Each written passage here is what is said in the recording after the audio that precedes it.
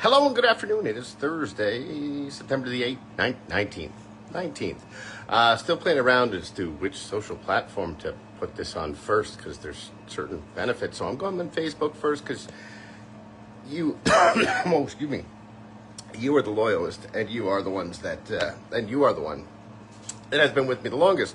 Still trying to figure out all the other stuff. I even tried TikTok yesterday. Can you imagine that? Anyhow, I want to talk today about triggers versus anchors.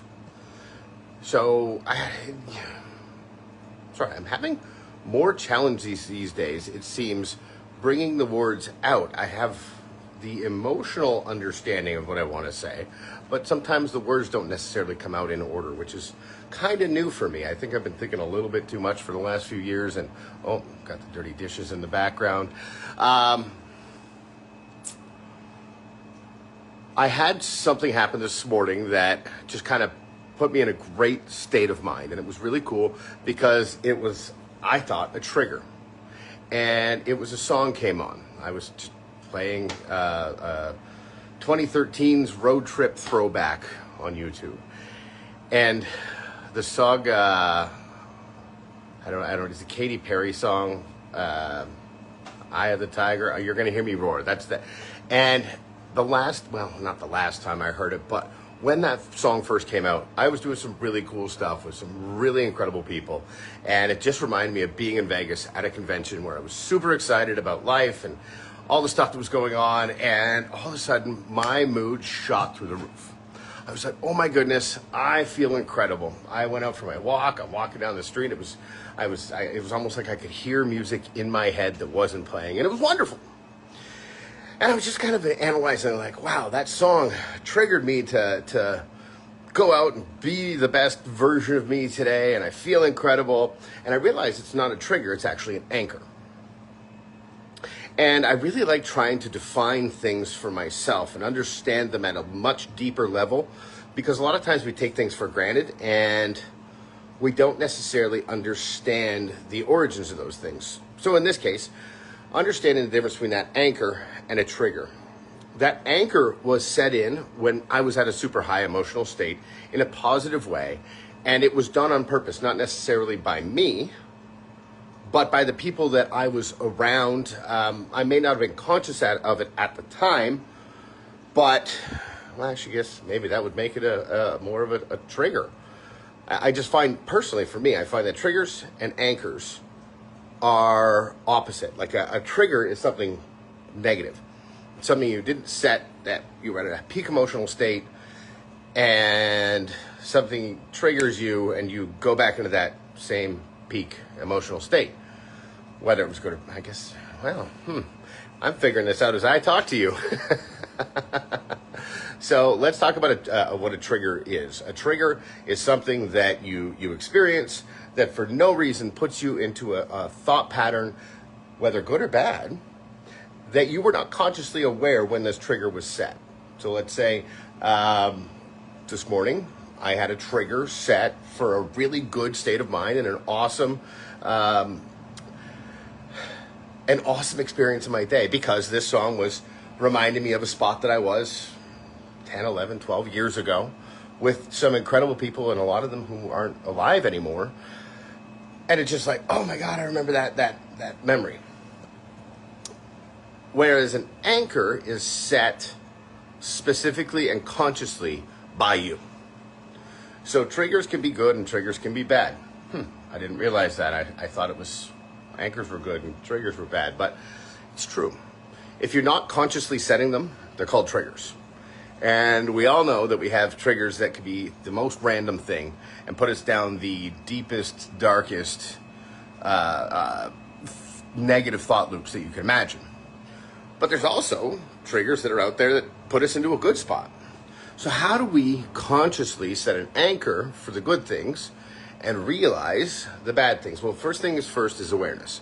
Understanding that a trigger happens, and I still find it kind of a weird word for that, to be honest with you, because it's just patterns that line up in your subconscious, where your subconscious says, oh, hey, that looks like something I've experienced before.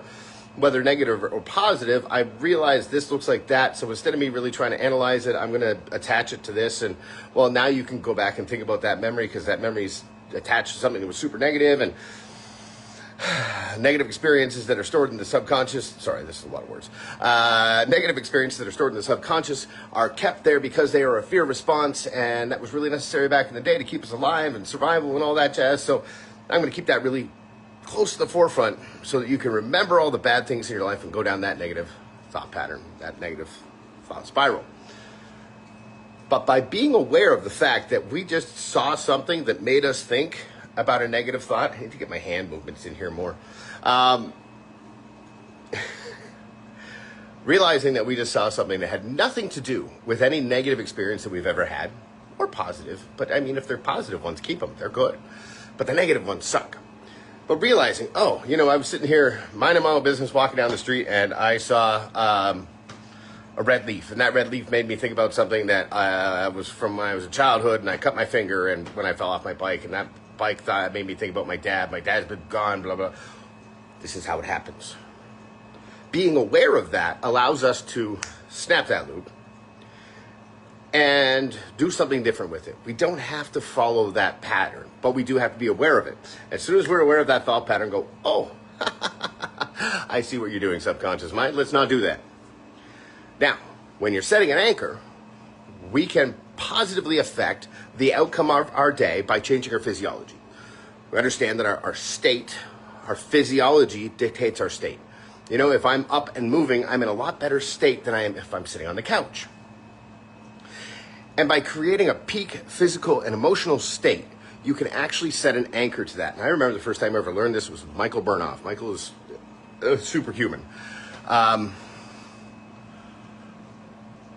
He set a peak emotional state so that now every time I don't even know which Nirvana song it is, to be honest with you, but every time I hear this Nirvana song, when it comes on, all of a sudden I'm like, yeah, ready to go. Same thing with the song this morning.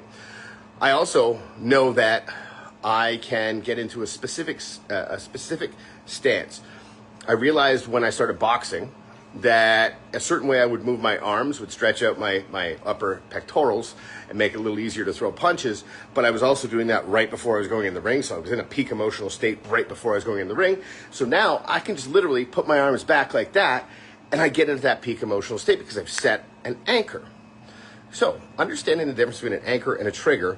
If a trigger's good, forget about it. We don't need to worry about it. If a trigger's bad, be aware of the thought process that happens immediately after and how it's associated, because it may not be, well, and it's not, most of the time, if not all of the time, you don't need the negative thoughts that follow it.